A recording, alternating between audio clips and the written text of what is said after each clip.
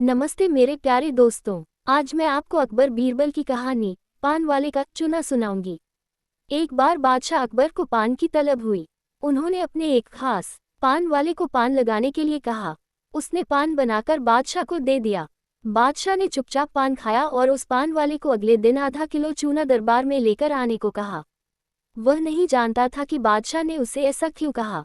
वह चुपचाप चूना लेने बाजार चला गया। उसने दुकानदार से आधा किलो चूना मांगा। दुकानदार ने उससे पूछा कि इतना चूना क्यों खरीद रहे हो। उसने बताया कि किस तरह उसने बादशाह को पान दिया था। दुकानदार को समझते देर न लगी कि कुछ गड़बड़ है। उसने पान वाले को समझाया कि दरबार में चूना लेकर जाने से पहले बहुत सारा घी पीकर जाना। उसने सलाह मानकर वैसा ही किया और दरबार में जाने से पहले खूब सारा घी पी लिया। दरबार में पहुंचने पर बादशाह ने उसे सारा चूना खाने को कहा। वह हैरान रह गया। उसे उम्मीद न थी कि बादशाह ने उसे चूना इसलिए मंगवाया था, लेकिन वह तो इसके लिए तैयार था, इसलिए उसने सारा चूना खा लिया। इसके बावजूद उसे कुछ नहीं हुआ तो बादशाह ने उससे कारण जानना चाहा। उसने अपनी और दुकानदार की बातचीत के बारे में बादशाह को बता दिया। अब बादशाह उस व्यक्ति से मिलने को उतावले हो रहे थे जिसने उनके मन की बात को पहले ही जान लिया था। बादशाह ने हुक्म दिया कि उस दुकानदार को अगले दिन दरबार में हाजिर किया जाए।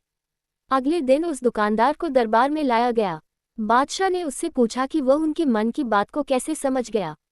तब दुकानदार ने कहा, हुजूर, जब यह आदमी मेरे पास चूना खरीदने आया था तो मैंने इससे पूछा कि इतने चूने का क्या करोगे। मुझे इसने बताया कि इसने आपको पान बनाकर खिलाया और फिर आपने उसे चूना लाने का हुक्म दिया।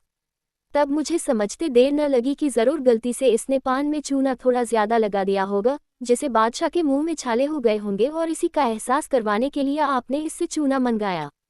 मैंने इसे सलाह दी कि दरबार में जाने से पहले घी पीकर जाना, जिससे अगर तुम्हें चूना खाना भी पड़े तो उसका असर कम हो जाएगा। ये दुकानदार और कोई नहीं, बीरबल ही थे।